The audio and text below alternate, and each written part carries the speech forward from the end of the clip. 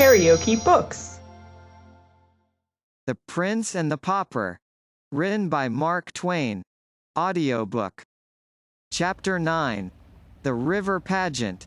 At 9 in the evening the whole vast river front of the palace was blazing with light. The river itself, as far as the eye could reach city wards, was so thickly covered with watermen's boats and with pleasure barges, all fringed with colored lanterns, and gently agitated by the waves, that it resembled a glowing and limitless garden of flowers stirred to soft motion by summer winds.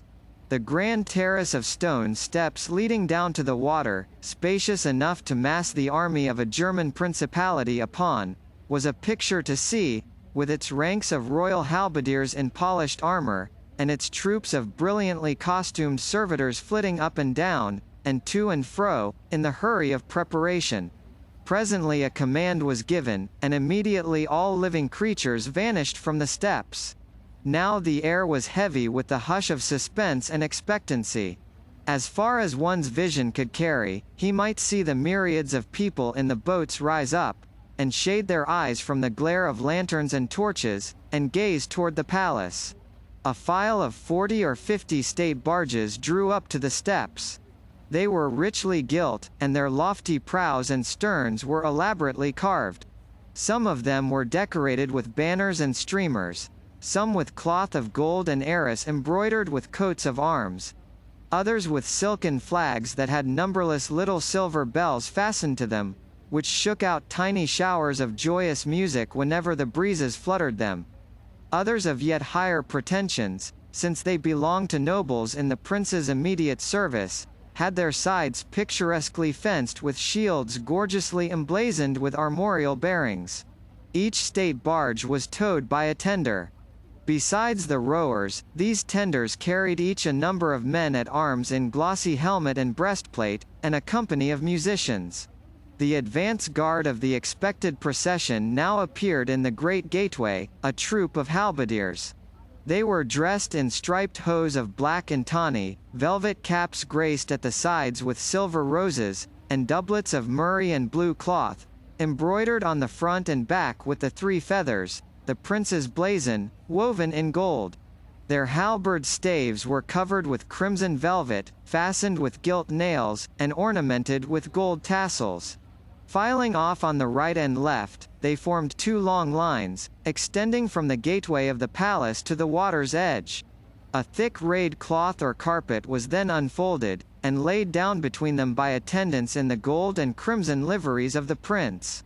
This done, a flourish of trumpets resounded from within.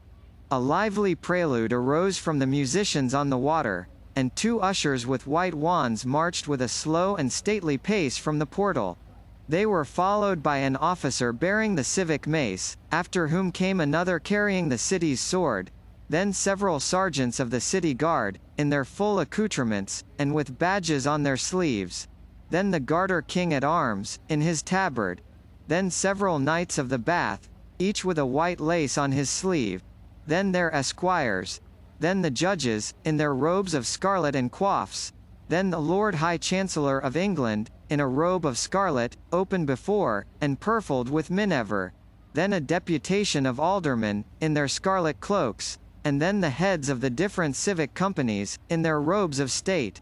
Now came 12 French gentlemen, in splendid habiliments, consisting of pourpoints of white damask barred with gold, short mantles of crimson velvet lined with violet taffeta, and carnation-colored hautes de chausses, and took their way down the steps. They were of the suite of the French ambassador, and were followed by 12 cavaliers of the suite of the Spanish ambassador, clothed in black velvet, unrelieved by any ornament. Following these came several great English nobles with their attendants. There was a flourish of trumpets within, and the prince's uncle, the future Great Duke of Somerset, emerged from the gateway, arrayed in a doublet of black cloth of gold, and a cloak of crimson satin flowered with gold, and ribbanded with nets of silver. He turned, doffed his plumed cap, bent his body in a low reverence, and began to step backward, bowing at each step. A prolonged trumpet blast followed, and a proclamation, "Way for the high and mighty the Lord Edward, Prince of Wales." High aloft on the palace walls a long line of red tongues of flame leapt forth with a thunder crash. The massed world on the river burst into a mighty roar of welcome. And Tom Canty, the cause and hero of it all, stepped into view and slightly bowed his princely head. He was magnificently habited in a doublet of white satin, with a front piece of purple cloth of tissue, powdered with diamonds, and edged with ermine. Over this he wore a mantle of white cloth of gold, pounced with the triple-feathered crest, lined with blue satin, set with pearls and precious stones, and fastened with a clasp of brilliants.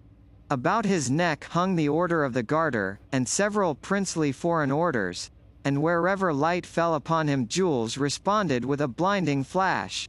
O Tom Canty, born in a hovel, bred in the gutters of London, familiar with rags and dirt and misery, what a spectacle is this! KaraokeBooks.